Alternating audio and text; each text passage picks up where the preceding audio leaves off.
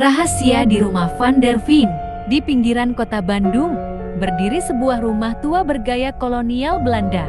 Orang-orang menyebutnya rumah Van der Veen, dinamai dari pemilik aslinya seorang insinyur Belanda yang hilang secara misterius tahun ke-1935. Sejak saat itu, rumah itu kosong, hanya dihuni oleh debu, sarang laba-laba, dan desas-desus. Rina, seorang mahasiswa arsitektur, memutuskan untuk meneliti rumah itu untuk tugas akhirnya.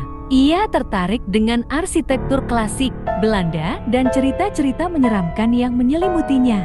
Bersama dua temannya, Dito dan Ser, mereka datang ke rumah itu saat sore hari. Pintu depan berderit saat dibuka. Bau kayu lapuk dan tanah basah menyeruak. Di dalam, mereka menemukan lukisan tua, mebel antik, dan sebuah piano berdebu yang entah kenapa terlihat masih baru.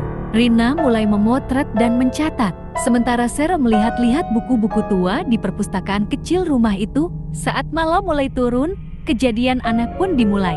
Suara langkah kaki terdengar dari lantai atas, padahal mereka bertiga berada di ruang tamu. Piano tiba-tiba mengeluarkan nada satu not saja, cukup untuk membuat mereka saling pandang dengan wajah pucat. "Sudah cukup, kita pulang aja," kata Dito.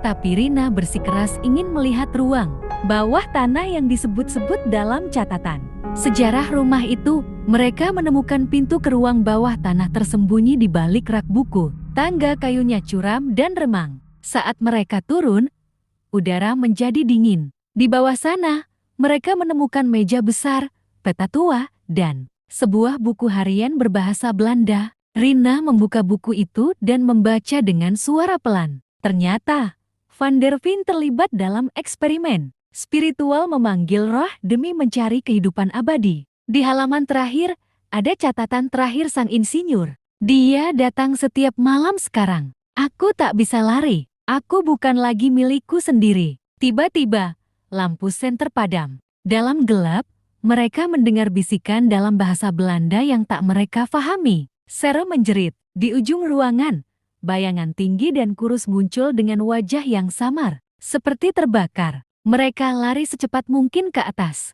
Namun saat membuka pintu depan, rumah itu berubah. Semua jendela tertutup papan. Lukisan-lukisan di dinding kini menunjukkan sosok dengan mata kosong. Dan salah satunya mirip Rina. Rumah Van der Veen menutup kembali rahasianya malam itu. Hanya satu dari mereka yang ditemukan keesokan harinya berjalan sendirian di jalan, linglung, memegang buku harian tua, dan tidak bisa lagi berbicara.